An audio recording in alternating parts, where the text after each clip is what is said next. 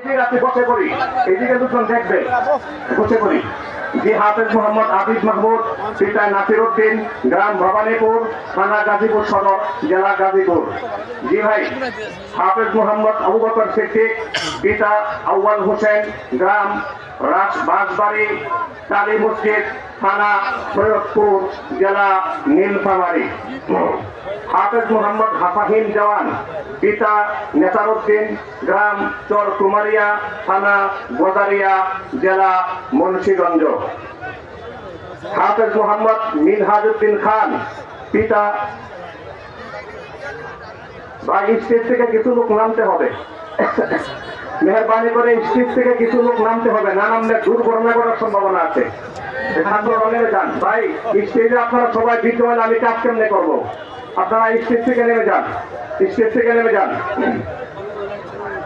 আমি আবারও